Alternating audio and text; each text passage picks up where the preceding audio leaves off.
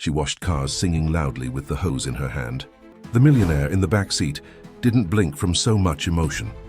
Unknowingly, the washer was cleaning more than just the boss's window. And it was in that stream of water that an unexpected passion was born. If this story interests you, don't forget to subscribe to our channel and tell us which city you're watching from. Let's continue. The sun blazed mercilessly on the asphalt in the Pilsen neighborhood on Chicago's west side.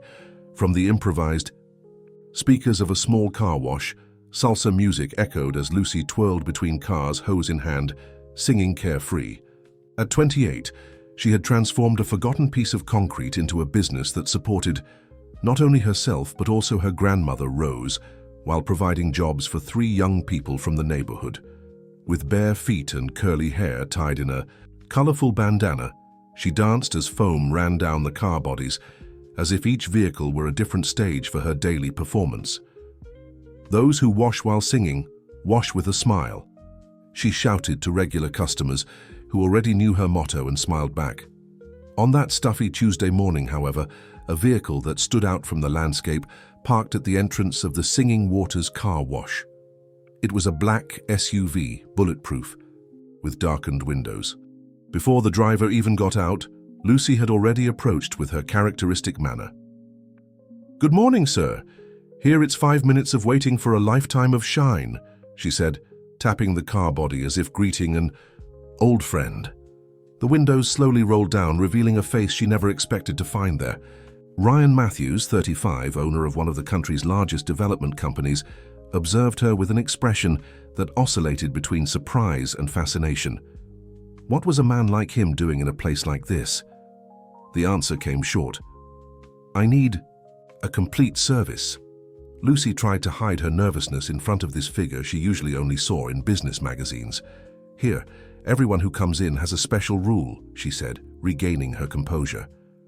"You have to sing a song while your car is being washed. House tradition." Ryan frowned as if trying to decipher a bad joke. "You have no idea who I am, do you?" he asked with a contained smile. "I know exactly who you are, sir, and precisely. Because of that, it would be an honor to hear your voice." "Here everyone is equal under the water," Lucy responded, offering the hose, a silent invitation for him to break down his own barriers. To the surprise of the employees watching from a distance, Ryan got out of the car. Impeccable white linen, shirt, Italian shoes that cost more than a month's income for that place. He seemed out of place, like an expensive painting on a bare brick wall, but there was something in his gaze, a curiosity perhaps, that made him stay. "I haven't sung since college days," he confessed, as he watched Lucy begin her work, her movements fluid like a rehearsed dance. "Then it's time to remember. Water doesn't judge the off-key," she replied, turning on the hose. That unlikely encounter would mark the beginning of a story that neither could have predicted. Ryan, accustomed to commanding boardrooms and business empires, found himself completely disarmed by the authentic simplicity of this woman. In an impulse that even he couldn't understand, he began to softly sing an old Bruce Springsteen song, noticeably off-key, while watching how she transformed a simple job into art. In the following days, against all odds, Ryan returned. He invented excuses. A stain that didn't come out, a detail in the paint, a suspicious noise. Each visit, a new song. Each wash, a moment when he could escape the constant pressure of his corporate life. For Lucy, these unusual visits awakened a mixture of feelings. On one hand, this man's presence brought a different excitement to her days. On the other, she knew well the social abyss that separated them. "I'm feeling that you want more than just a car wash, Mr. Ryan," commented Grandma Rose, Lucy's grandmother, as she watched from the window of the small house next to the car wash. "When a rich man takes interest, it's because he wants to buy or conquer. It's never just admiration." Lucy shrugged, pretending indifference, but deep down, her grandmother's observation lit a warning. After all, what could a man like Ryan Matthews really want in a neighborhood like this? The answer came a week later, when he arrived not in his luxury car, but driving a simple Honda Civic. No security, no pomp. He parked and, before Lucy could react, extended an envelope. "I want to talk business," he said with a seriousness that contrasted with the lightness of previous encounters. Inside the envelope, a formal proposal. To transform the small car, wash into an eco-friendly chain with rainwater utilization and solar energy. $1 million investment with the condition that Lucy remain as the face of the brand. On paper, it seemed like any small entrepreneur's dream. In practice, it sounded like a silent invasion. "Are you trying to buy my soul or my smile?" she questioned, returning the envelope untouched. "I don't trade freedom for glamour, Mr. Ryan. This place isn't just a business. It's my family's history." What Lucy didn't know was that her refusal would be just the beginning of a much bigger battle to come. That same night, upon returning to his penthouse in Gold Coast, Ryan found Madison, his fiancée, and business partner, waiting with news of a new development, precisely in Pilsen on a plot that would encompass the entire street where Lucy's car wash stood. "The project is ready to be presented to investors," said Madison, spreading architectural plans across the dining table. "We just need to resolve some minor expropriations." Ryan stared at the plans, feeling the weight of that coincidence. The Singing Waters car wash was marked in red on the map, classified as expected resistance. A knot formed in his throat. As Madison continued, "They say the owner is a folkloric neighborhood figure. Sings while washing cars, can you imagine?" She laughed, not noticing her fiancé's discomfort. "But everyone has their price, right?" Ryan remained silent, remembering the firmness in Lucy's gaze as she refused his proposal. For the first time in his career, he secretly wished someone would resist until the end. But he knew better than anyone how the game of major real estate developments worked. And the next day, when he returned to the car wash for his ritual of singing and washing, he would have to make a choice: reveal his true interests or continue pretending to be just a customer, enchanted by the authenticity of this woman who sang to cars as if singing to life itself. The next morning, Lucy woke to the unusual noise of cars gathering in front of the car wash. Upon opening the doors, she was confronted with a line of luxury vehicles and several people with cameras and phones pointed at the entrance of the establishment. "What's happening here?" she asked, confused, as a stylishly dressed young woman approached with a microphone. "Are you Lucy, the car washer who enchanted businessman Ryan Matthews? We want to know the secret of the woman who made the most coveted man in the country skip meetings to sing at a car wash." Lucy's world began to spin. In a matter of hours, her quiet routine had transformed into a media spectacle. Social media was buzzing with hashtags like "on wash love" and "millionaire in love." Not fully understanding what was happening, she tried to maintain normalcy. But it was impossible to ignore the curious looks and invasive questions that multiplied with each customer who arrived. Grandma Rose watched everything from the window, with a worried expression that Lucy knew well. "Fame without preparation is like heavy rain on dry land, my child. It does more damage than good." Her grandmother's words echoed as Lucy tried to process the sudden exposure. What would Ryan think of all this? Why was his name being associated with hers in this way? And more importantly, who had leaked the story? The answer arrived with the twilight, when Madison, Ryan's fiancée, parked her red convertible at the already empty entrance of the car wash. Tall, elegant, with a calculated smile, she walked up to Lucy as if inspecting a property. "So it's you. I confess I expected something more extraordinary," she said, looking around with disdain. "You know, I found the story of singing during car washes adorable, an interesting marketing gimmick. But I think it's time to professionalize this, don't you think?" Lucy faced the woman, immediately recognizing who she was. Celebrity magazines frequently showed the power couple of the real estate market, Ryan and Madison Wells, united in both life and business. "I'm not interested in professionalizing anything. This place is already exactly what it should be," she responded, maintaining her composure despite the discomfort. Madison smiled, taking from her purse the same envelope that Ryan had presented days before. "This proposal now has one more zero at the end, and a deadline, 1 week. After that, it will no longer be an invitation, but a necessity." Leaving the envelope on the improvised counter, Madison departed, leaving behind expensive perfume and a veiled threat. Only when she was alone did Lucy allow the tears to flow. What had begun as an unusual encounter between different worlds now revealed itself as a calculated strategy, or at least that's what she believed. What Lucy didn't know was that Ryan, at that exact moment, was facing his own dilemma. Sitting in his office on the top floor of an imposing building, he watched the city lights while trying to reconcile the businessman with the man who, for a few moments, had rediscovered the simplicity of singing carefree, as water washed more than cars. It also washed away the layers of protection he had built around himself. "The board is waiting," announced his secretary, interrupting his thoughts. "They want to know your position on the Pilsen project." Ryan adjusted his tie, preparing to enter the meeting room. In 1 week, the fate of the singing Waters car wash would be decided, and with it, perhaps the fate of his own soul. The buzz at the car wash increased day by day. Old customers mixed with curious onlookers and reporters from sensationalist programs seeking to record the phenomenon of the car washer who enchanted the millionaire. Lucy, always expansive and communicative, began to withdraw. Her singing, once spontaneous, became mechanical, as if performing a rehearsed number to meet the expectations of an unexpected audience. "You're not singing with your soul," observed Pete, one of the young men who had worked with her since the beginning of the car wash. At 19, he had found in the establishment not just a job but a purpose after dropping out of school. "It's like you've lost your joy." Lucy sighed, adjusting the bandana that held her hair.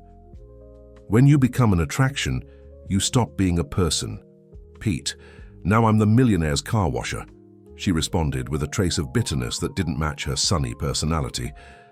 Meanwhile, Ryan was facing battles on another front. After Madison's unauthorized visit to the car wash, a heated discussion took over his apartment.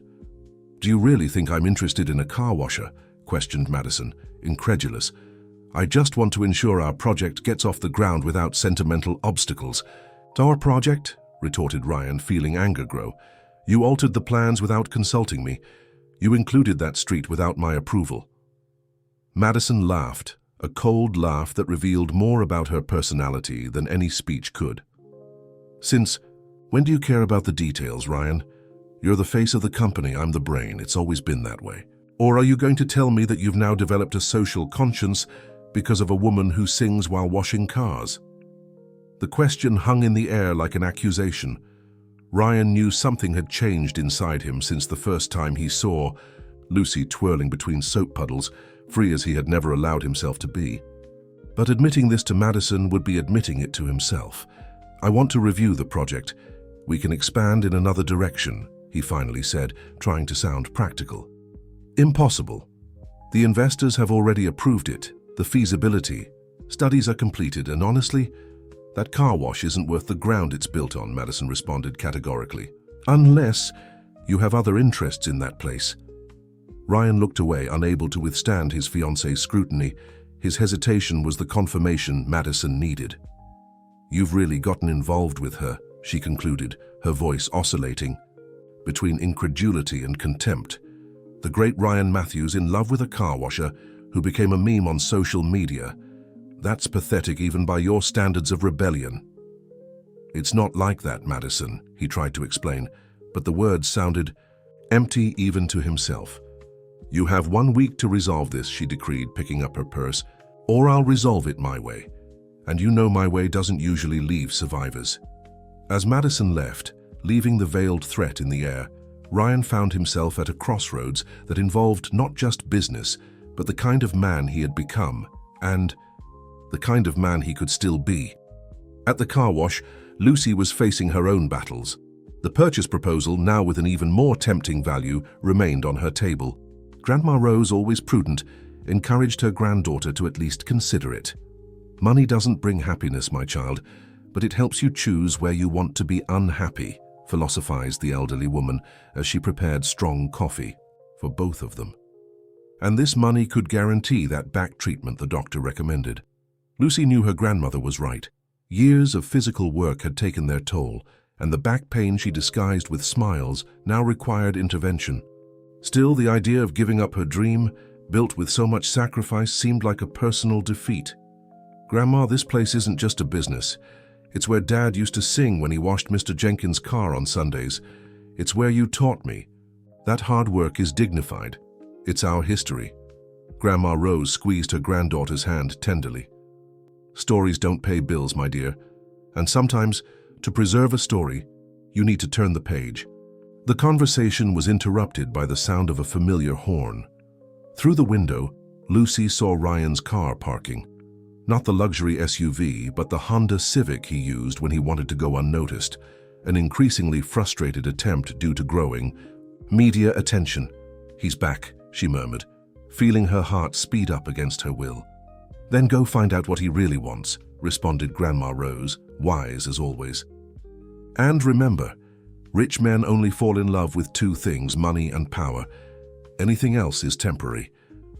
Lucy took a deep breath and walked to the yard where Ryan waited, looking tired and dejected, nothing like the confident businessman who graced business magazines.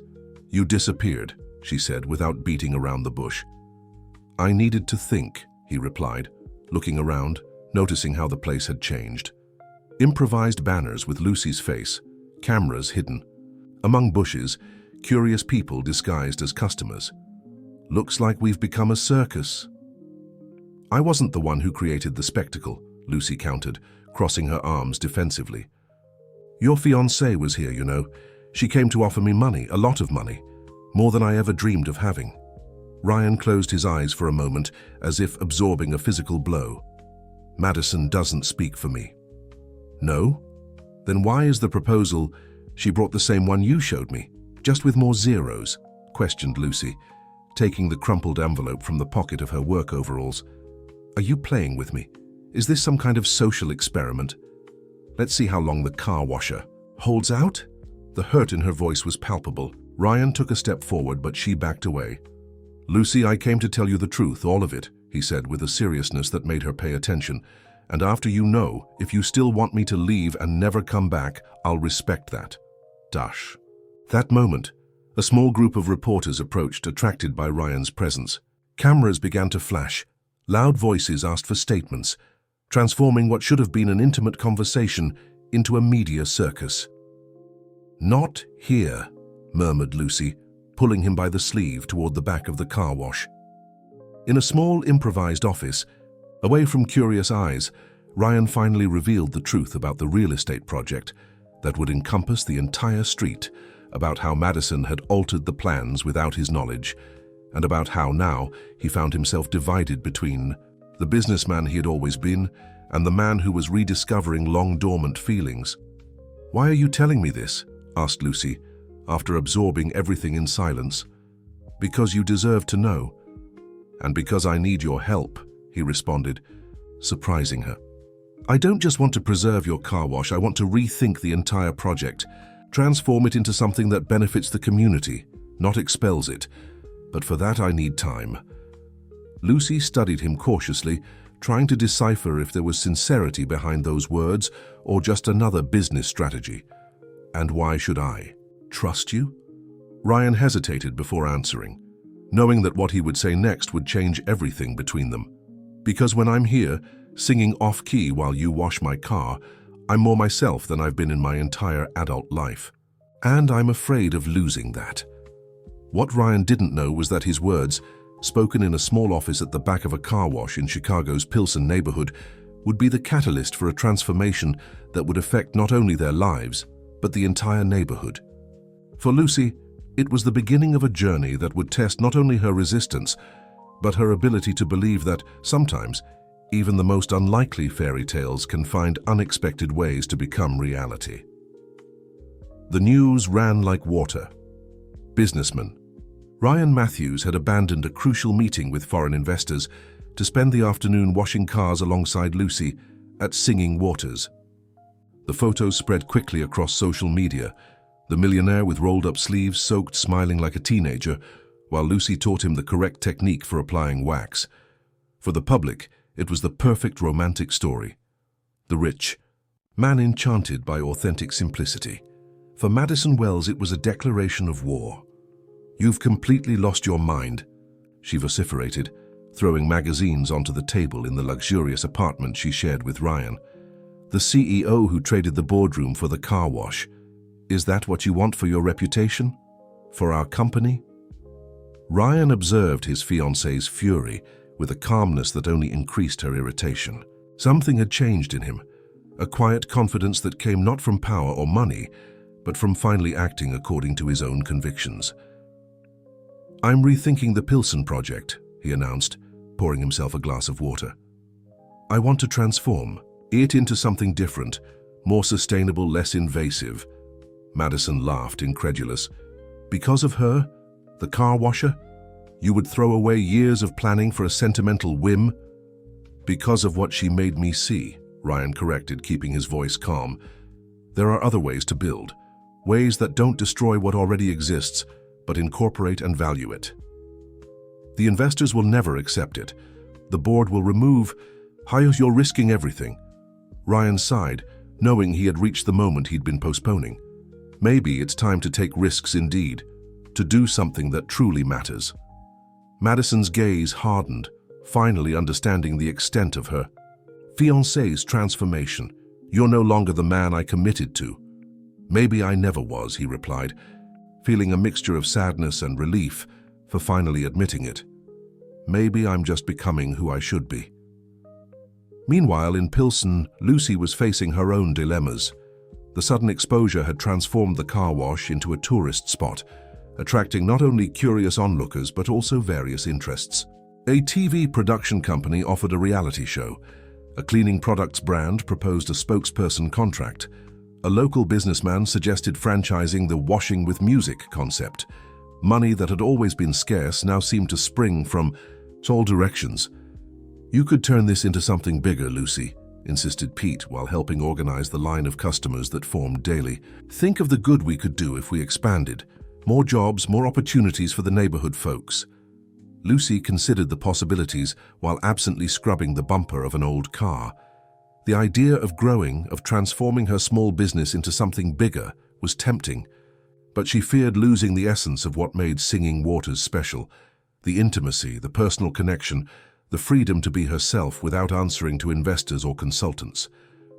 "I don't know if I want to become a product, Pete," she confessed, looking around at her small empire built with so much effort. "I'm afraid of waking up one day and no longer recognizing what we created here." Grandma Rose, who was watching the conversation while knitting in the corner chair, intervened with her usual wisdom. "Growing doesn't necessarily mean changing who you are, my child. It means choosing how you want to change the world around you." Her grandmother's words kept reverberating in Lucy's mind for the rest of the day. At night, after closing the car wash, she sat alone in the yard, contemplating the stars that were barely visible through the city's light pollution. That's when she heard the familiar sound of footsteps approaching. "I thought I'd find you here," said Ryan, carrying 2 bottles of water. "I figured after washing cars all day, beer would be the last thing you'd want." Lucy smiled, accepting the bottle. "I think the paparazzi finally left," she commented, indicating the surprisingly quiet street. "They found a more interesting scandal. Seems like a famous football player cheated on his wife with a vegetarian influencer," he responded, sitting beside her on the small concrete bench. For a few minutes, they remained in silence, appreciating the calm they hadn't experienced for days. It was Lucy who finally broke the silence. "What happens now, Ryan? With the project, with the neighborhood, nor with us?" Ryan took a deep breath before answering. "I broke off my engagement with Madison," he revealed, without beating around the bush. "And I proposed a complete revision of the Pilsen project to the board. I want to transform it into a model of urban development that respects local history and culture." Lucy stared at him, surprised not only by the news, but by the determination in his voice. "And they accepted?" "Most didn't," he admitted with an ironic smile. "They think I've gone crazy, that I'm throwing away years of work for a, as they put it, romantic delusion." "And are they wrong?" she asked, feeling her heart speed up. Ryan turned to face her, his eyes reflecting the faint light from distant street lamps. "About the delusion, I can't say, but about it being romantic," he hesitated, searching for the right words. "I think I've never been more lucid in my entire life." Before Lucy could respond, they were interrupted by the strident sound of a horn. An official city car parked at the entrance to the car wash, and from it descended a man in an impeccable suit carrying a folder. "Ms. Lucy Silver," called the man, approaching with firm steps. "I'm from the Department of Buildings and Urban Planning. I have here a notice about structural irregularities in your establishment. So unfortunately, we'll have to shut down the location until the necessary adjustments are made." Lucy felt as if the ground had disappeared beneath her feet. A shutdown meant temporary closure, loss of income, possibly the end of everything she had built. Ryan beside her visibly stiffened. "This is Madison's doing," he murmured, rising to confront the inspector. "What irregularities exactly?"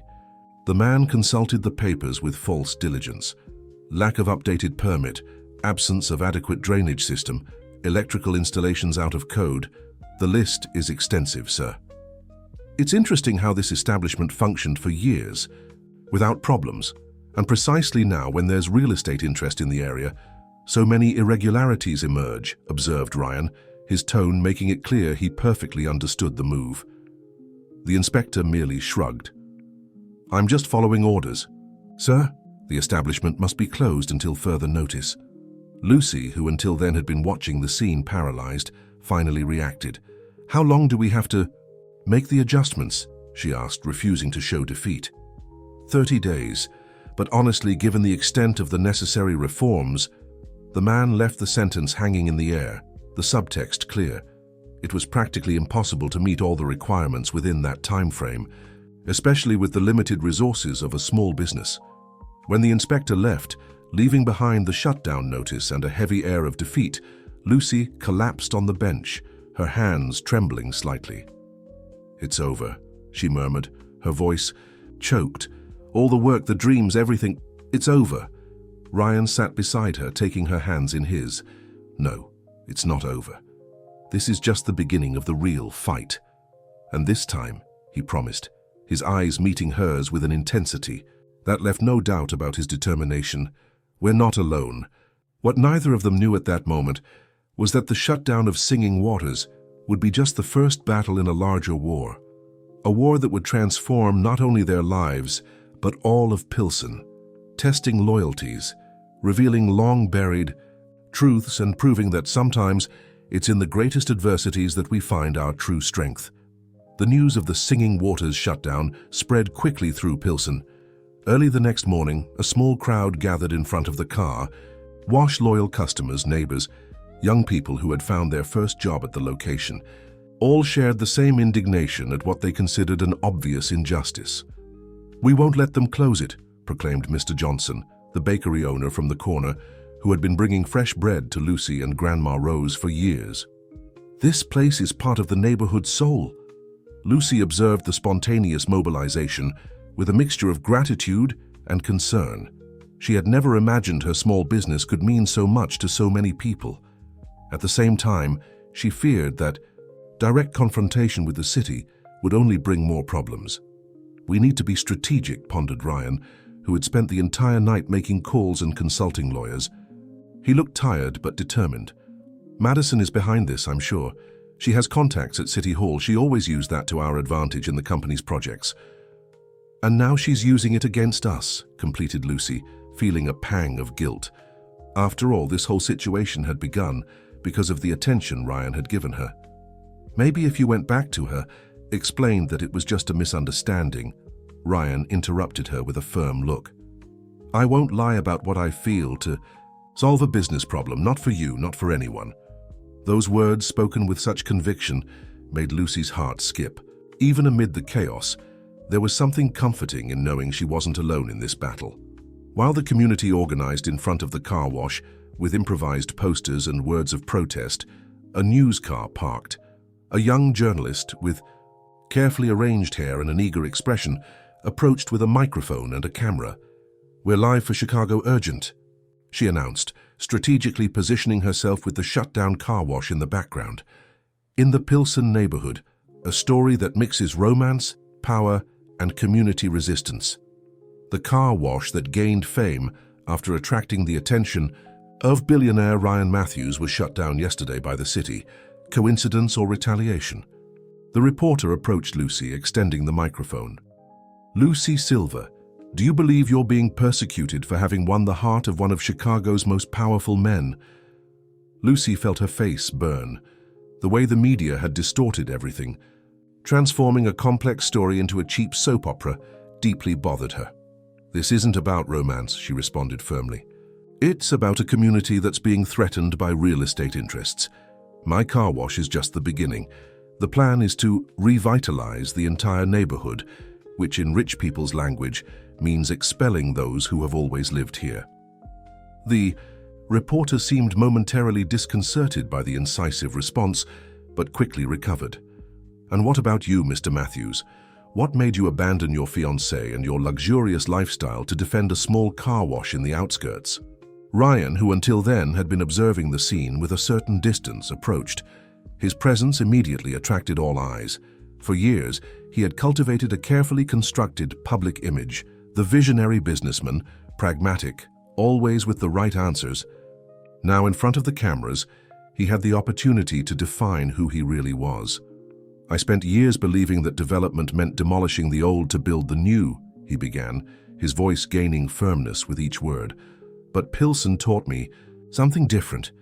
It taught me that true progress is that which preserves what is good, which values stories and human connections. This car wash isn't just a business. It's a symbol of resistance against a model of city that privileges profit over people." A murmur of approval ran through the crowd.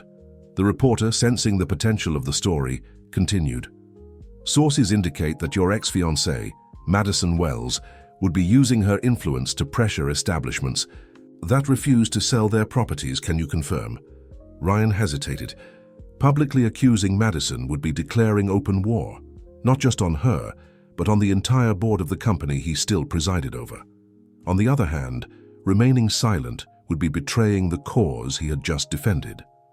"What I can confirm," he responded, choosing his words carefully, "is that there is a revitalization project for Pilsen that doesn't take into consideration the wishes of its residents, and that, from today, I will use all resources at my disposal to ensure the community is heard."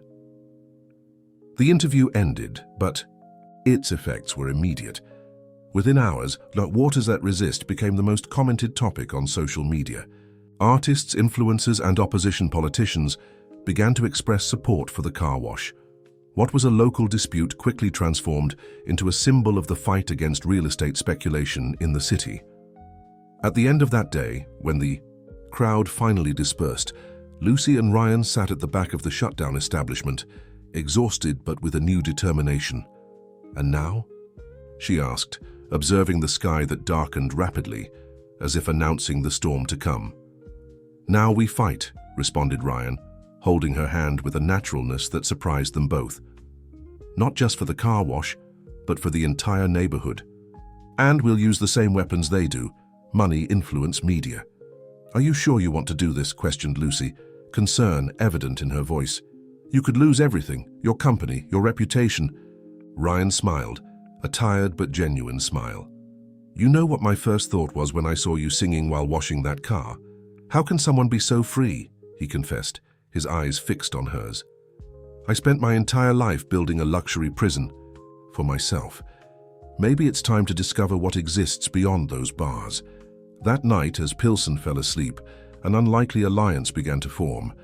A businessman who was rediscovering his humanity, a car washer who was finding her political voice, a community that refused to be erased from the map. And, watching everything from afar, Madison Wells, who would not accept defeat without fighting with all the weapons her power and money could buy. The battle for Pilsen's future had just begun, and its outcome would redefine not just a neighborhood, but the lives of all involved. The following week was a roller coaster of emotions and events. While Lucy and the Pilsen community organized to legally contest the shutdown of Singing Waters, Ryan faced an internal war at Matthews Development. After his public interview, the administrative board called an emergency meeting to discuss his temporary removal from the presidency. "You betrayed the principles of this company," accused Oliver Matthews, his uncle and one of the main shareholders. "You publicly exposed our business strategy, compromised partnerships with City Hall, and worse, associated our brand with a movement against real estate development, precisely us who make a living from this. Ryan remained calm, observing the tense faces around the conference table. Many there were longtime friends, mentors who had guided him since he took over the company after his father's retirement. Disappointing them wasn't easy, but now he saw clearly that there was a greater purpose at stake. "I'm not against real estate development," he explained, keeping his voice firm. "I'm proposing an evolution in our business model. Instead of simply demolishing and rebuilding, why not integrate what already exists? Preserve the soul of neighborhoods while modernizing them." A skeptical murmur ran through the room. Madison, who occupied a chair strategically positioned to Oliver's right, smiled with disdain. "I always knew you had an idealistic side, Ryan, but I never imagined you'd reach this point," she said, her voice distilling irony. "All this because of that car washer." Ryan felt his blood boil at the derogatory way Madison referred to Lucy, but he maintained his composure. Losing control now would be giving them exactly what they wanted, proof that he had lost the capacity to lead rationally. "This is about future vision, not about a person," he retorted, addressing the entire board. "Cities are changing. Consumers are more conscious. Predatory development is becoming toxic for brands. I'm proposing that we be pioneers in a new model, growth with purpose, profit with social responsibility." For a brief moment, he saw hesitation in the eyes of some younger board members. His words had found some resonance, but Oliver quickly regained control. "The board will vote on your temporary removal until this phase passes," he declared, leaving no room for contestation. "You need time to reflect on your priorities, Ryan, the company or your new personal interests." Meanwhile, in Pilsen, a surprising transformation was occurring. What had begun as a localized protest against the car wash's closure had expanded into a larger movement. Local merchants, frightened by the possibility of being the next targets of revitalization, united in an improvised association. Architecture and urban planning students from nearby universities offered technical help to adapt establishments to code, avoiding new shutdowns. A renowned law firm touched by the story offered pro bono services to legally contest the city's actions. At the center of it all was Lucy. The young woman who once just sang while washing cars now found herself leading community meetings, giving interviews, articulating support. A transformation that surprised even Grandma Rose. "You look like your mother," commented the elderly woman as she watched her granddaughter organize documents for a hearing at the public defender's office. She also had that fire when she fought for the factory workers' rights. Lucy looked up, surprised. Her mother had passed away when she was still a child, and the memories she had of her were sparse, fragmented. "You never told me she was an activist." Grandma Rose smiled, a smile laden with bittersweet memories. She preferred the term fighter. She said activists talk, fighters do. The elderly woman adjusted her glasses, studying her granddaughter with a mixture of pride and concern. "It was in one of those fights that she met your father. And it was in one of those fights that she lost the health she never recovered." A heavy silence settled between them. For the first time, Lucy understood that there was more to her family's history than the simple stories her grandmother used to tell. There were struggles, sacrifices, defeats, and victories that had shaped who she was, even without knowing. "Why did you never tell me?" "Because I was afraid," admitted Grandma Rose, her trembling voice revealing a rare vulnerability. "Afraid that you would follow the same path and suffer the same pains. But now I see that blood speaks louder. You have her fire, child. Just be careful not to get burned." The conversation was interrupted by Ryan's arrival. He seemed dejected, but there was a renewed determination in his eyes. The board removed. "For me," he announced without beating around the bush. "Temporarily, they say, until I come to my senses." Lucy felt a tightness in her chest. Because of her, he was losing everything he had built. "Ryan, He interrupted her with a gentle gesture. "No, it's not your fault. In fact, it's probably the best thing that could have happened." There was a lightness in his voice that contrasted with the gravity of the situation. "For the first time in years, I feel like I'm doing something that really matters." Grandma Rose observed the interaction with astute eyes, recognizing in the two young people before her something that perhaps they themselves didn't yet fully understand. "The removal gave me an idea," continued Ryan, pulling out his phone and showing an email. "Charles Ford, an old professor of mine from architecture school, saw the news report. He directs a sustainable urban revitalization program in Europe and is interested in what we're doing here. He thinks Pilsen could be a global case study." Lucy's eyes lit up with the possibility. "Do you think he could help us develop an alternative project? A development plan that doesn't expel the original residents?" "Not just that," responded Ryan, enthusiasm growing in his voice. "He has access to international funds for pilot projects. If we can develop a solid proposal, we could obtain financing independent of the company or City Hall." For the first time in days, a genuine smile illuminated Lucy's face. It was more than hope. It was a concrete plan. "We'll need the entire community involved," she said, already thinking of the next steps. "Each merchant, each resident has to feel they're part of this. And we'll need a space for meetings and planning," added Ryan. "Since the car wash is shut down," he hesitated, an idea forming. "What if we temporarily transformed Singing Waters into a community center, a meeting point to plan the neighborhood's future?" Lucy's eyes shone with the possibility. What had begun as a personal tragedy could transform into something much bigger, not just the salvation of her small business, but the reinvention of an entire neighborhood. What none of them suspected, however, was that while they traced hopeful plans at the back of the shutdown car wash, Madison Wells was also elaborating her strategy. With Ryan temporarily removed from the presidency, she now had unrestricted access to the company's resources, and she was willing to use them to ensure the Pilsen project moved forward at any cost. The war for the neighborhood's future was about to enter its most decisive phase, and not everyone would emerge unscathed from the battle to come. Transforming a shutdown car wash into a community center for urban planning was no easy task, but in a few weeks, Singing Waters had become the beating heart of Pilsen's resistance. The walls, once decorated with car posters, now displayed detailed maps of the neighborhood, floor plans of historic buildings, and proposals for sustainable urban intervention. Work tables replaced washing equipment, and an old school blackboard, donated by the nearby public school, displayed schedules and tasks.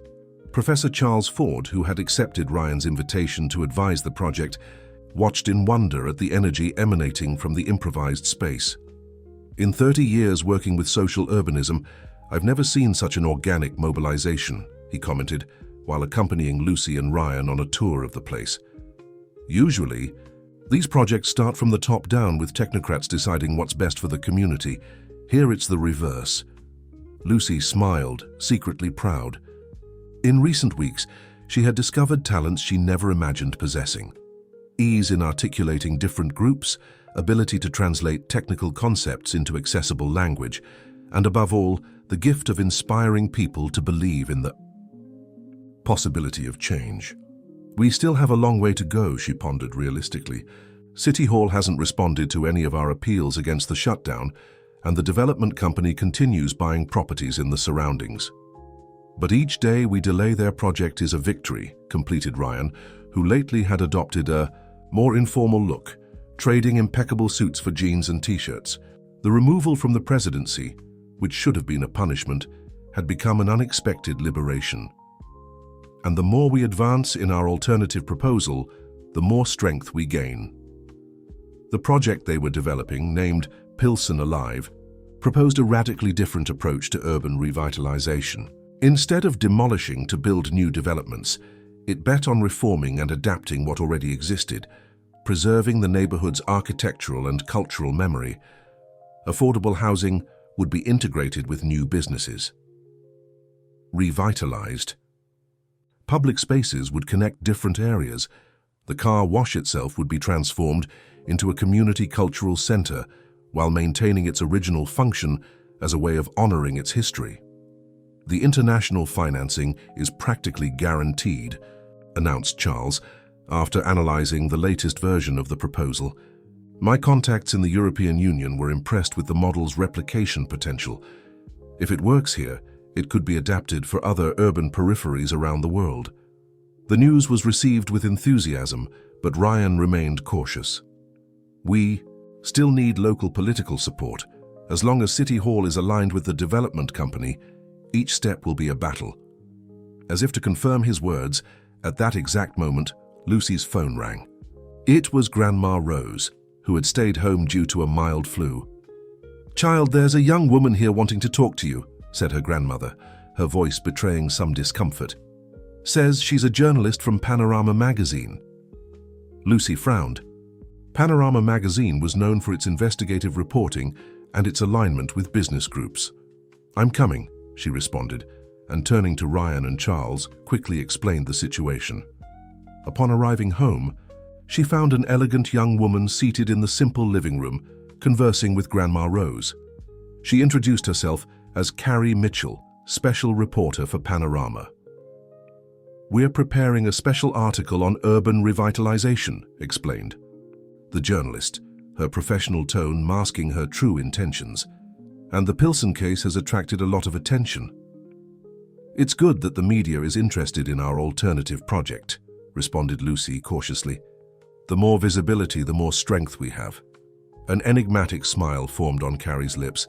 "Actually, we're more interested in the motivations behind the project," she said, taking an envelope from her purse. "Or should I say, in the relationships that generated it." With a calculated gesture, the journalist spread some photographs on the table. In them, Lucy and Ryan appeared in various moments of intimacy, talking hand in hand at the back of the car wash, sharing a hug after a successful community meeting, and more recently, a discreet kiss exchanged when they believed they were alone. "The story of the millionaire who abandons everything for love of a car washer is touching," continued Carrie, her voice now carrying a subtle acidity. "But what if there's more to this story? What if, for example, you already knew each other before? If this whole romance is just a facade for other interests?" Lucy felt her blood freeze in her veins. The insinuation was clear. They were fabricating a narrative that would transform her legitimate struggle into an obscure scheme. "I don't know what you're talking about," she responded, maintaining her composure despite the growing panic. "I met Ryan when he brought his car to wash, as the whole city already knows." Carrie leaned forward, her predatory gaze. "Are you sure? Because we have information that your father, before disappearing, worked for the Matthews family, and that perhaps this coincidence isn't so coincidental after all." Lucy felt as if she had been punched. Her father, working for the Matthews? That made no sense. Her father had been a simple mechanic who abandoned the family when she was a child. At least, that's what Grandma Rose had always told. She instinctively turned to her grandmother, seeking confirmation that this was an absurd lie. But what she found was the pale face of the elderly woman, eyes wide in an expression Lucy had never seen before. Pure, crystalline fear. "I think this interview is over," declared Lucy, rising abruptly. "Please, leave my house."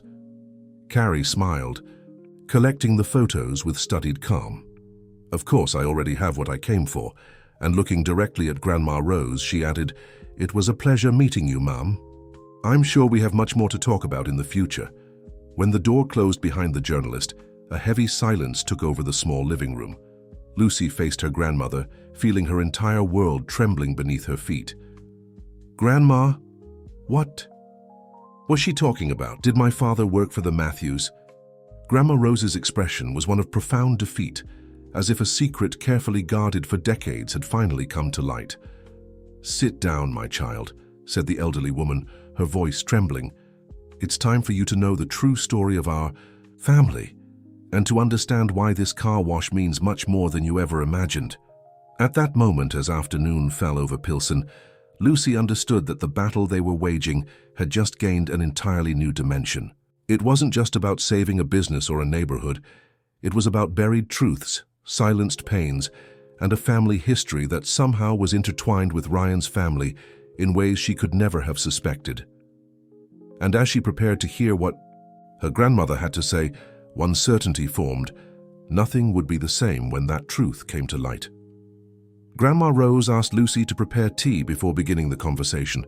The family ritual, which they had shared in so many important moments throughout the years, now gained a different weight. When they finally sat down with the steaming cups, the elderly woman began to unravel the skein of secrets she had guarded for so long. "Your father, Anthony, wasn't just a mechanic, as I always told you," she began, her voice gaining firmness as the words flowed. "He was an engineer, graduated with honors. And yes, he worked for the Matthews family, not just as an employee, but as a partner in the company's first projects."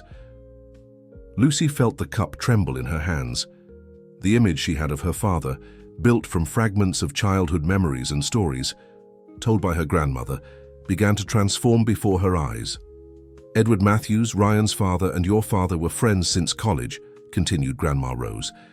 "Together, they dreamed of building a company that would revolutionize the American real estate market. Not with luxury buildings, but with quality, affordable housing, accessible to all." "What do you mean?"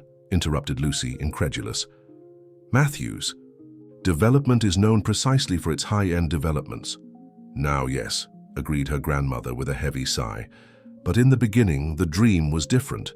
Your father and Edward developed innovative construction techniques that reduced costs without compromising quality. Their first major project would be right here in Pilsen, not to expel residents, but to improve their living conditions." Grandma Rose rose with difficulty and went to a small dresser. From a drawer hidden beneath old photographs, she removed an envelope yellowed by time. Inside it, architectural plans and aged documents. This was the original project. Pilsen for All, they called it. Lucy examined the documents with growing astonishment. The plans showed a project that, impressively, resembled what they now were developing at Singing Waters: preservation of historic structures, integration of community spaces, affordable housing mixed with local commerce. But what happened? Why did this never leave the drawing board? Grandma Rose's face contracted in an expression of old pain. "Your father discovered serious irregularities in the fundraising for the project. Someone was diverting money intended for construction, inflating material costs, bribing inspectors. When he confronted Edward, he expected his friend to help investigate. Instead," the elderly woman paused, visibly struggling against long repressed emotions. "Instead, Edward betrayed him. He accused Anthony of being responsible for the diversions, using forged documents as proof.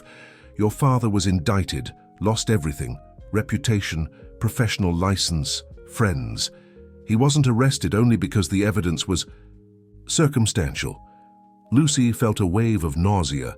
The implications of that revelation were devastating, not just for her personal history, but for everything happening in the present. "And the car wash? What does that have to do with our story?" "Grandma." Rose smiled sadly. "This plot was part of the original project. It would be the community center of the new Pilsen. When everything collapsed, Edward, in a rare moment of remorse, or perhaps just to keep his old friend quiet, transferred the property to your father. It was the only thing left of all their dreams." "And now the company wants it back," murmured Lucy, the pieces fitting together with painful clarity. "Not the company," corrected Grandma Rose. "Oliver Matthews, Edward's brother and Ryan's uncle. He was the one who really orchestrated the entire fraud. Edward merely remained silent, choosing to protect his brother instead of his friend. And now Oliver sees the perfect opportunity to erase the last vestiges of that story." A crucial question hung in the air, and Lucy finally found the courage to verbalize it. "And Ryan? Does he know all this?" Grandma Rose's expression softened. "I don't think so. Edward died 10 years ago, taking many secrets to the grave. Ryan was just a boy when it all happened. And from what I see in him, from the way he acts and speaks, he inherited more from the original father, the idealist, the dreamer, than from the man Edward became afterward." Lucy felt the weight of that truth compressing her chest. There was something deeply ironic and at the same time poetic in the fact that 3 decades later, Edward's son and Anthony's daughter were, unknowingly, trying to resurrect the dream. "Their fathers had shared and lost. Why did you never tell me?" she asked, unable to contain the hurt in her voice. "To protect you," responded her grandmother, tears now flowing freely down her wrinkled face. Your father fell into deep depression after the scandal. Your mother became ill, trying to support him emotionally and financially. When she passed, he simply disappeared. He left a note saying he didn't deserve to be a father, that he would only bring misfortune to you. I was afraid that if you knew the truth, you would try to find him, get involved with the Matthews, and that all that pain would start again. Lucy stood up, feeling the need for movement to process the whirlwind of emotions that invaded her. Her father hadn't been a simple coward who abandoned his family, as she had always believed. There was a much more complex and painful story behind his absence. And now this journalist discovered everything, she reflected aloud. Madison must be behind this. She'll use this story to discredit me, to destroy everything we've built. Grandma. Rose nodded gravely. Not just that. She'll use it to permanently drive Ryan away. What man would continue alongside the daughter of the man who supposedly betrayed his family? What company would accept a president who associates with the enemies of its founder? A heavy silence took over the room as the implications of that revelation settled. Everything they had fought for in recent weeks, the alternative project, the community mobilization, the fragile hope of saving Pilsen was threatened. And even more painful, the special bond that had formed between Lucy and Ryan, delicate and not yet fully understood by both, would be condemned when the truth came to light. I need to tell Ryan before he finds out from others, decided Lucy, already reaching for her phone. Grandma Rose held her arm with unusual urgency. Think carefully, my child. Once this story comes to light, there's no way to predict the consequences, not just for you two, but for the entire neighborhood. Maybe... She hesitated, as if what she was about to suggest went against everything she believed in. Maybe it's better to accept their proposal, rebuild elsewhere, leave the past behind as we've always done. But Lucy was no longer the same. In recent weeks, she had discovered an inner strength she didn't know she possessed, a determination that she now realized might be inherited from the father she never really knew. No, Grandma. Enough running, enough hiding. If this place means so much, if it carries the story of my father's dream, then it's even more worth fighting for, she declared, with a firmness that surprised even herself. And as for Ryan, he deserves to know the truth even if it means losing him. What Lucy couldn't imagine was that at that exact moment, a few miles away, Ryan was also facing revelations that shook the foundations of everything he believed in.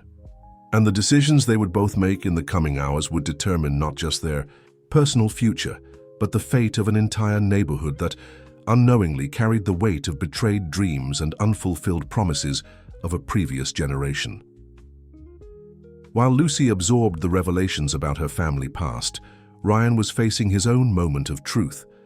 Sitting in the temporary office improvised at the back of the car wash, he analyzed old company documents he had requested to support the alternative project for Pilsen. Among plans, contracts, and financial reports, something caught his attention. A yellowed folder with the inscription, Original Project, Pilsen for All, 1992. Curious, he opened it and felt the air escape from his lungs. Before him were architectural projects surprisingly similar to those he and the community team had developed in recent weeks. More impressive still, on the first page, a handwritten dedication, to Edward and Anthony, who dream of a more just city. May this be just the first of many revolutionary projects. Professor Charles Ford. The same Charles Ford who now advised them, and Anthony. Could it be possible? The sound of footsteps made him look up. Charles was entering the office, carrying coffee for both of them. Seeing the open folder on the table, the professor stopped, his expression changing from surprise to resignation. I knew this day would come, he said, carefully depositing the mugs and sitting down.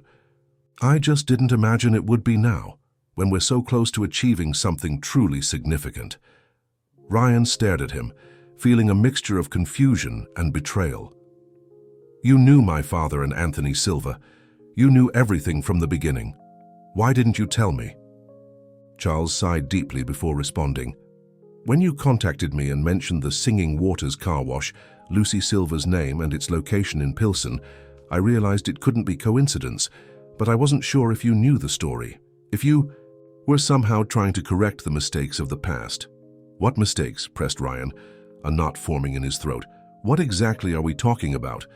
The professor adjusted his glasses as if gaining time to organize painful thoughts.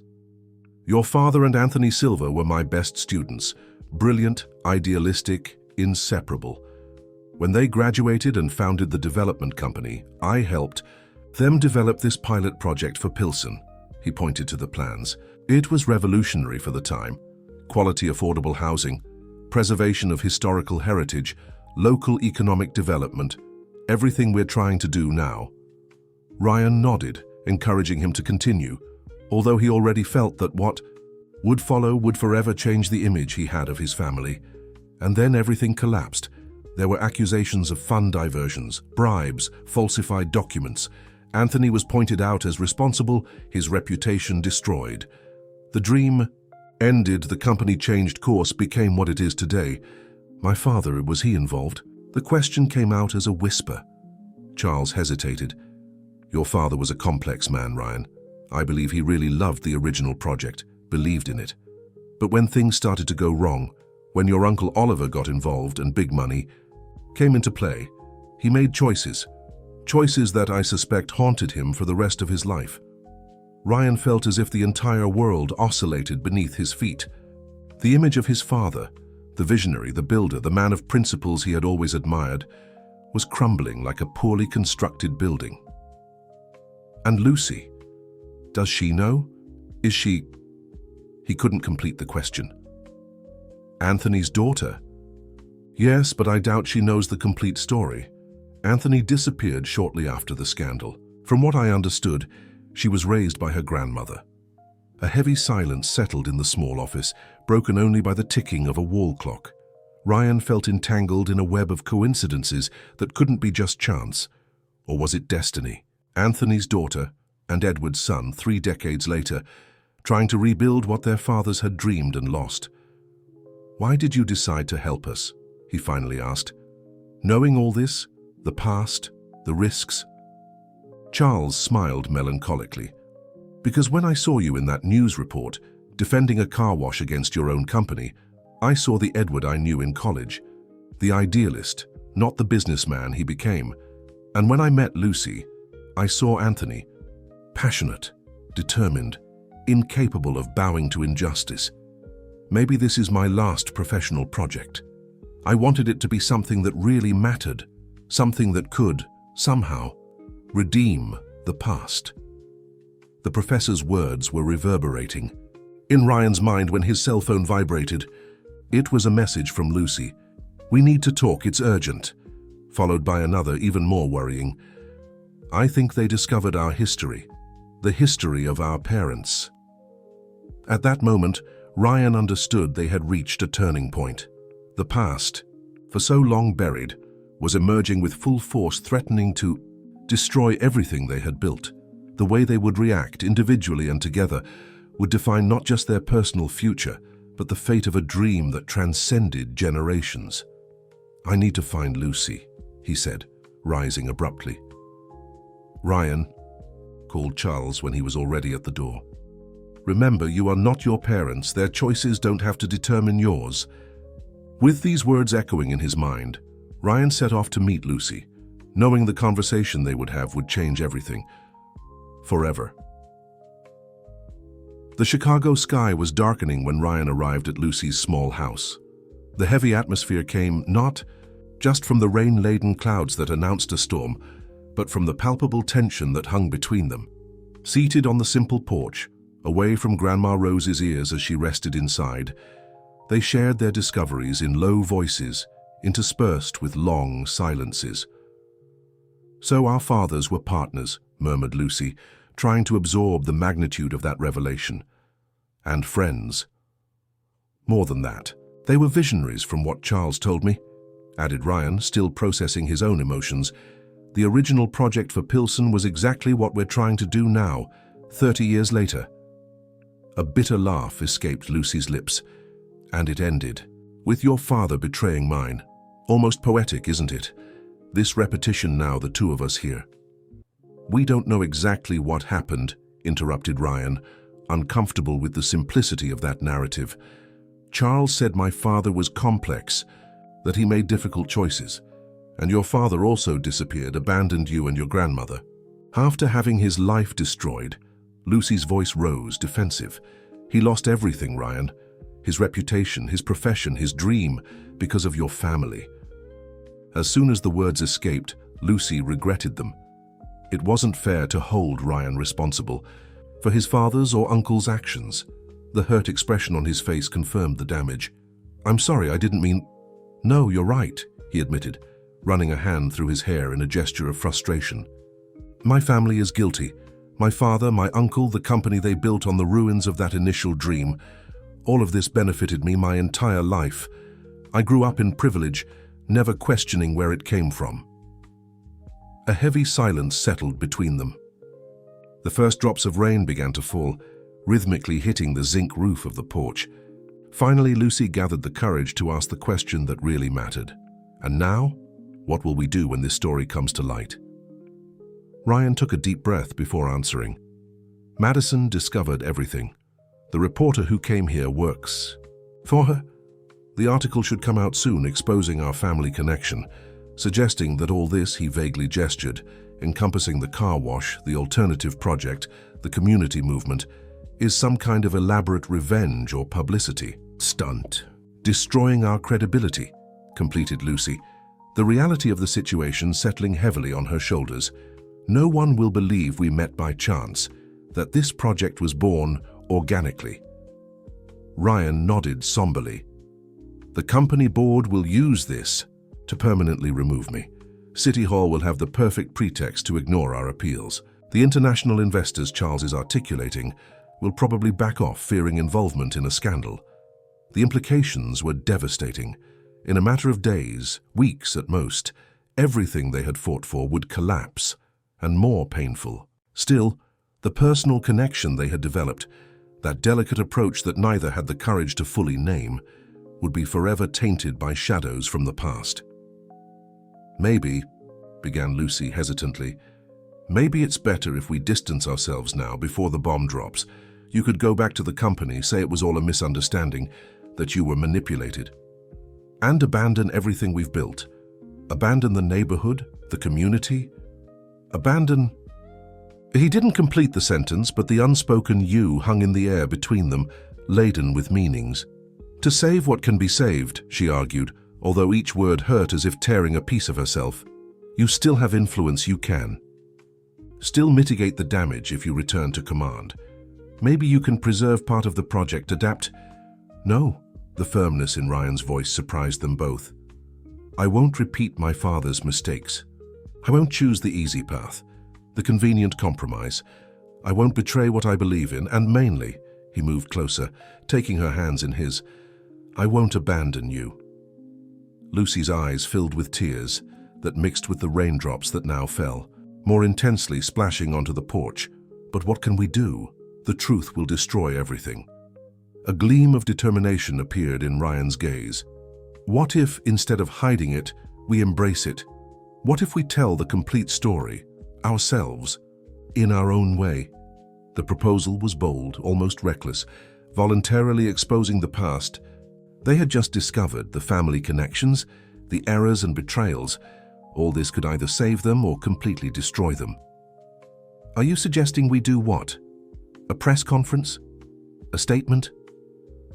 I'm suggesting something bigger, he responded, the idea crystallizing as he spoke. A public event, right here at the car wash. We invite the community, the press, even the company board and representatives from City Hall. We present our alternative project and, with it, reveal the complete story. How the original Pilsen for All was dreamed by our parents and destroyed by greed. How we are unknowingly resuming that dream 3 decades later. Lucy stared at him, divided between admiration for the courage of the proposal and terror at the possible consequences. It's too risky. If it doesn't work, we'll lose everything, he completed, serene. But if it does work, we transform our greatest weakness into our greatest strength. The unlikely coincidence of our lives crossing, the chance to correct mistakes from the past, to honor our parents' original dream, this can be powerful. It can connect people in a way that technical or legal arguments never could. The rain now fell intensely, creating a water curtain around the porch. Lucy observed the puddles forming in the yard, involuntarily remembering the days when she sang carefree while washing cars. How her life had changed in such a short time.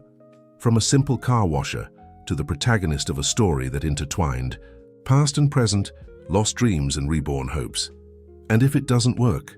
she asked finally, her voice almost inaudible under the roar of the rain. Ryan gently squeezed her hands, his gaze conveying a certainty that his words alone could not express. "Then, at least, we will have fought with honesty. We will have remained true to what we believe, and that, Lucy, is already worth more than any victory built on lies or half-truths." At that moment, as the storm lashed Chicago, two souls whom destiny had brought together through tortuous paths made a silent pact. They would face together whatever came, honoring not only their own emerging bond, but also the dream their fathers had shared and lost. And perhaps, just perhaps, they could rewrite not just Pilsen's future, but also the ending of a family story that had remained unfinished for too long. The big day arrived loaded with expectation and apprehension. The Singing Waters car wash, still officially shut down, had been transformed into an improvised presentation space. Rented chairs occupied the yard where cars were once washed. A projector borrowed from the neighborhood association was positioned to display slides on the freshly painted wall. Community members helped with the final preparations, hanging banners and distributing leaflets that summarized the Pilsen Alive project. Lucy observed everything from a corner, trying to control her anxiety. She wore a new blue jumpsuit, her official work clothes, as she had joked with Grandma Rose that morning, but had left her feet bare as a tribute to the car washer she continued to be, despite all the recent transformations in her life. "Nervous?" asked Ryan, approaching discreetly. He had opted for a look that blended his two worlds, dress pants with a simple shirt, no tie or jacket. "Terrified would be more accurate," she admitted, with a tense smile. "Are you sure this will work?" Before he could answer, they were interrupted by the arrival of Charles Ford, accompanied by two serious-looking foreign men. "The European Fund representatives have arrived," announced the professor, visibly anxious. "They're cautiously optimistic, but they want guarantees they're not entering a media minefield." Ryan nodded, understanding the concern. "In a few hours, they'll have all the information, for better or worse." While they talked, more guests began to arrive. Neighborhood residents, local merchants, university students who had engaged in the project, reporters from various outlets, some clearly sent by Madison, others genuinely interested in the evolution of the case that had captured the city's imagination. And to Ryan's surprise, some members of the Matthews Development Board, including his uncle Oliver, who entered the space with the rigid posture of someone preparing for battle. "He came," murmured Ryan, a mixture of apprehension and determination in his voice. "The architect of the entire tragedy." Lucy followed his gaze and immediately recognized the family resemblance. The same imposing posture, the same penetrating gaze, but without the compassion in Ryan's eyes. This was a man forged by power and accustomed to exercising it without question. "Do you think he knows what we plan to reveal?" "He certainly suspects. That's why he came personally instead of sending representatives," responded Ryan, his voice hardening slightly. He always preferred to face threats directly. The last to arrive was someone neither of them expected: Madison. Elegant as always, she entered the space as if she owned it, casting a calculated look at the environment before locating Ryan. She walked directly to him, ignoring the people around. "Impressive mobilization for a failed business," she commented, her tone falsely light. "I must admit I underestimated your ability to transform personal drama into public spectacle." Ryan maintained his composure, aware of the curious looks surrounding them. "It's not a spectacle, Madison. It's a community defending its right to exist and prosper." She laughed, a melodious sound that didn't reach her eyes. "Always the idealist. It's what I've always loved and hated about you." Her gaze slid to Lucy, evaluating her from head to toe. "You still have time to reconsider, you know. The article is ready, but it might not be published. Just one word from you, a return to the real world, to the company, to the life we built." "Our life was built on lies, Madison," he responded, calmly. "I prefer to risk everything for something true." Before she could retort, Lucy discreetly cleared her throat. It was time to begin. With a final look between them, a mixture of determination and mutual support, they walked together to the center of the improvised space, where a small podium had been set up. The buzz of the audience gradually diminished until an expectant silence settled. Ryan was the first to speak. "Thank you all for coming. Some of you are here out of genuine interest in Pilsen's future." He looked directly at the residents and supporters. "Others came seeking scandals or confirmation of rumors." His gaze briefly passed over the reporters and his uncle. "Today we'll try to satisfy everyone, but not in the way you might expect." A murmur ran through the audience. Ryan continued. "For weeks we've been working on an alternative project for Pilsen, a development plan that preserves the essence of the neighborhood while modernizing it. That respects its residents instead of expelling them. That integrates the new with the old, creating not just buildings, but community." The first images of the project appeared on the wall behind him. Colorful renders showing revitalized streets, restored historic buildings, new public spaces organically integrated into the neighborhood's existing structure. Lucy stepped forward, taking over the narrative. "But today we didn't come just to present this project. We came to tell a story that begins 30 years ago with two young engineers, two friends, two dreamers." She made a significant pause. "Edward Matthews and Anthony Silver, my father and Ryan's father." The revelation had the expected effect. Exclamations of surprise, camera flashes firing, reporters avidly taking notes. Oliver Matthews straightened in his chair, his face hardening into a mask of containment. Ryan and Lucy then alternated in the narrative, revealing the complete story. The original Pilsen for All project, the partnership between their fathers, the betrayal, the scandal, the destroyed lives. As they spoke, Charles projected original documents, old photographs, reports from the time, evidence they had frantically collected in recent days, pieces of a puzzle that was finally completed before the astonished eyes of the audience.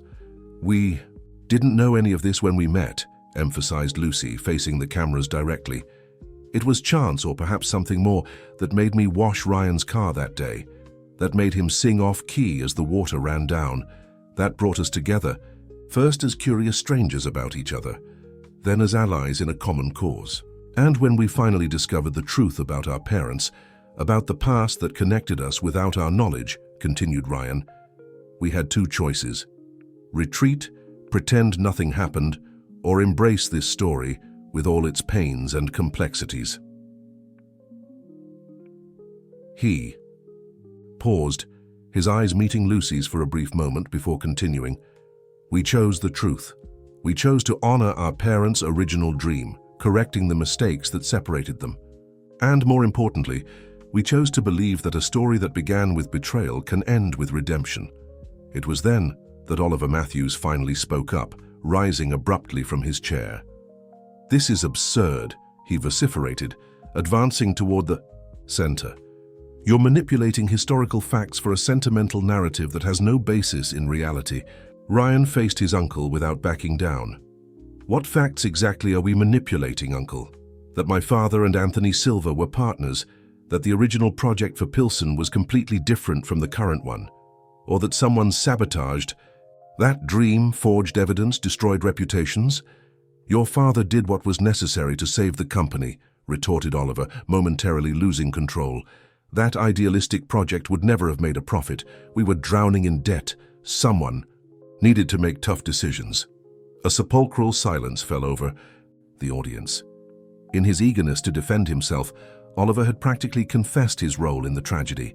Cameras and recorders captured every word, every expression. At that moment, as tension reached its peak, something unexpected happened. The back door of the car wash opened, and a male figure slowly entered. A man in his 60s, grey hair, tired but intense eyes. He walked with the posture of someone carrying an invisible weight, but there was dignity in each step. Grandma Rose, who was watching everything from a corner, was the first to recognize him. Her hands flew to cover her mouth, a sob escaping before she could contain it. "Anthony." Time seemed to freeze as Lucy slowly turned, her eyes meeting those of the man she hadn't seen since childhood. The man who, until a few days ago, she believed had abandoned his family out of cowardice. Her father. "Dad?" The word escaped like a whisper, laden with decades of absence, unanswered questions, unresolved hurts. He advanced hesitantly, a sad smile briefly illuminating his aged face. "I came when I saw the news in the paper, about the car wash, about the fight to save the neighborhood," he explained, his voice hoarse with emotion. "I never imagined finding you like this, continuing what I began so long ago." That unexpected reunion completely transformed the dynamic of the event. From a carefully planned presentation to reveal hidden truths, it became a human moment, genuine, laden with raw emotion that no public relations strategy could fabricate. Cameras captured the reunion between father and daughter, the hesitant and then desperate embrace, the tears they didn't try to hide, and in the eyes of all present, even the most skeptical, it was impossible not to see the power of that story. It was no longer just about an urban project, about real estate interests or business disputes. It was about redemption, about second chances, about cycles that close and begin again. When finally the emotions calmed and the presentation could continue, something had fundamentally changed in the atmosphere. The initial hostility of many had transformed into curiosity, even empathy. The European Fund representatives whispered animatedly among themselves. Some Matthews Development Board members seemed genuinely intrigued by the alternative proposal, while Oliver, isolated, emanated contained fury. At the end of the presentation, when spontaneous applause arose from the audience, Ryan and Lucy exchanged a look of cautious hope. They had bet everything on truth, on transparency, on the strength of a story that transcended individual interests. Now, only time would tell if that bet had been enough to save not just a car wash or a neighborhood, but also to heal family. Wounds open for 3 decades. What neither could predict at that moment was how that day would transform not only their lives, but Chicago itself, inaugurating a new way of thinking about urban development that would echo far beyond Pilsen's borders. 3 months passed since the historic presentation at the Singing Waters Car Wash.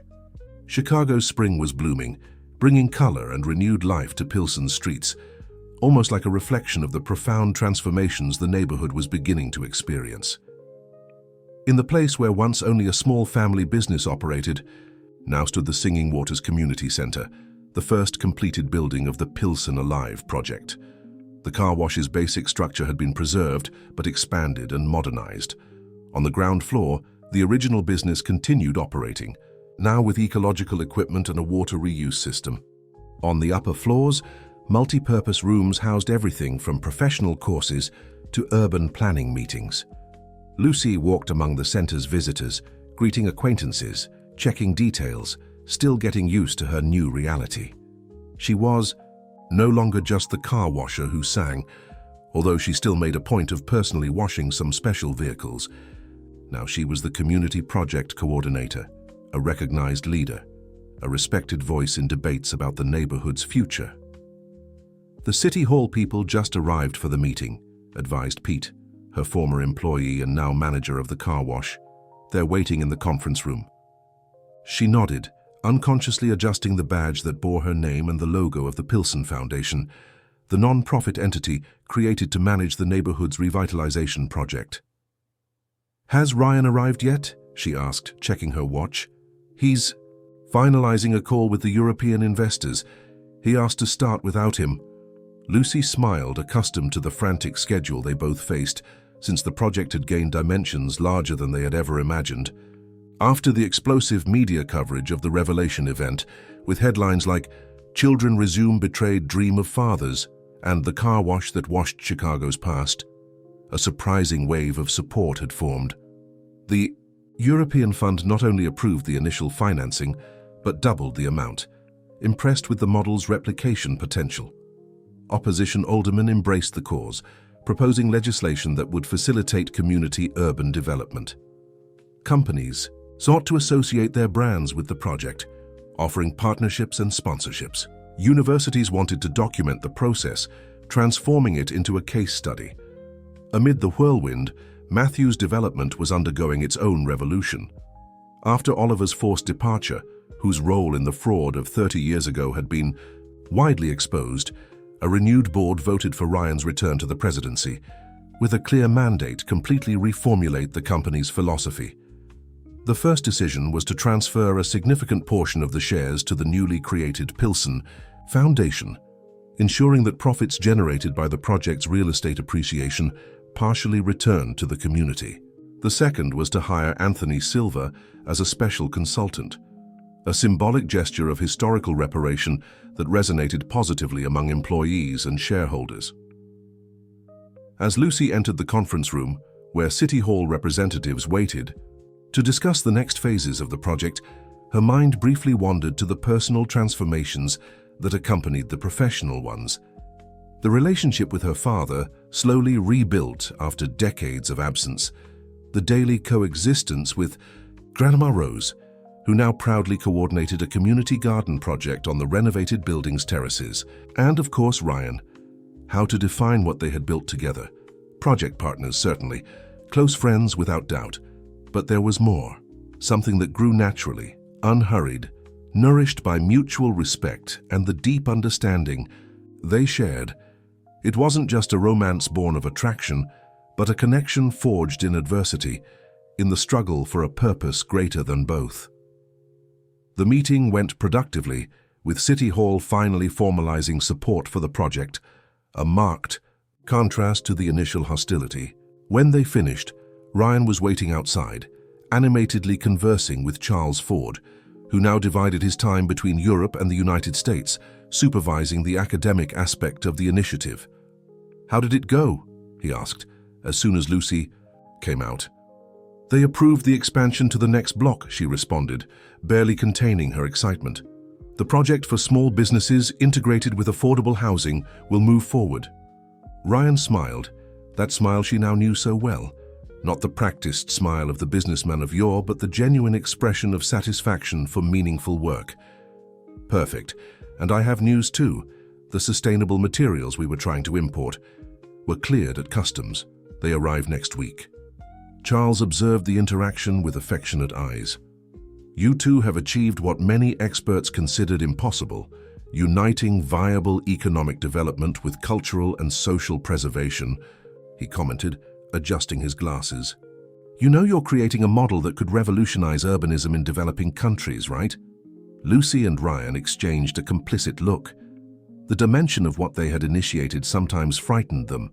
What had begun as a struggle to save a small car wash had transformed into something that could influence cities around the world. "Actually," said Ryan, his voice assuming a more serious tone, "the merit isn't ours.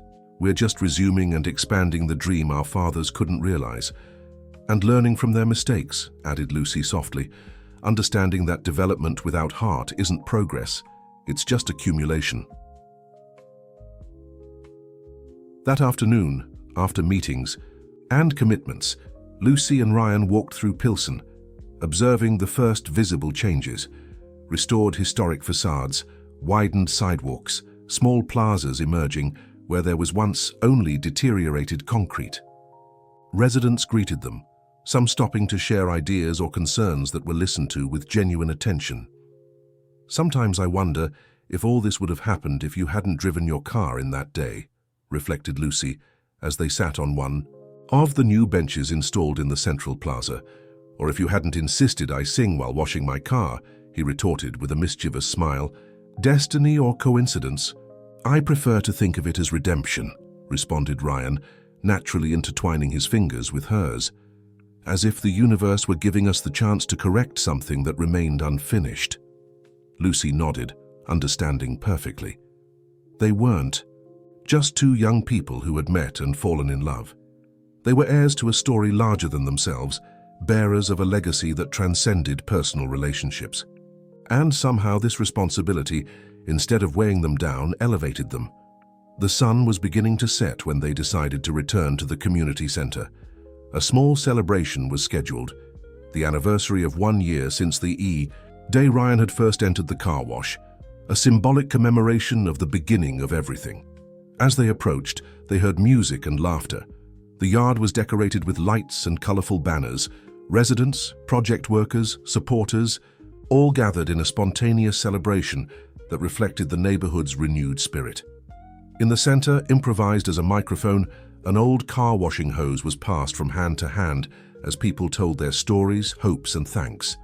When they spotted Lucy and Ryan, a wave of applause arose. Grandma Rose, holding the hose microphone, gestured for them to approach. "Today we celebrate not just a project or a building," said the elderly woman, her surprisingly firm voice amplified by the improvised speakers. "We celebrate living proof that dreams don't die. They may sleep for decades, they may face betrayals and defeats, but when they find hearts willing to carry them forward, they bloom stronger than before." She extended the hose to Lucy, who accepted it with watery eyes. "A year ago, I was just a car washer who sang to ward off tiredness," she began, her voice trembling slightly. "Today I continue to be that same woman, only now I sing with a greater purpose, and I no longer sing alone." She passed the hose to Ryan, who held it with reverence. "A year ago, I was a businessman trapped in a life others had defined for me," he said, looking directly at Lucy. "Today I am a free man, free to build, not just buildings but relationships, free to dream, not just profits but purposes, free to love." The last word hung in the air, laden with promises. Without prior rehearsal, in a synchronized movement that seemed predestined, both moved closer. The kiss they shared, witnessed by the entire community, sealed not just a commitment between two people, but an alliance between past and future, between dream and reality. That night, as the celebration continued around them, Lucy and Ryan remained together, observing what they had created. The road ahead was still long and would certainly bring new challenges, but they had learned that true transformations, whether in neighborhoods, companies, or hearts, never happen overnight. They are processes, journeys, stories in constant evolution. And as Chicago's sky filled with stars, one certainty solidified: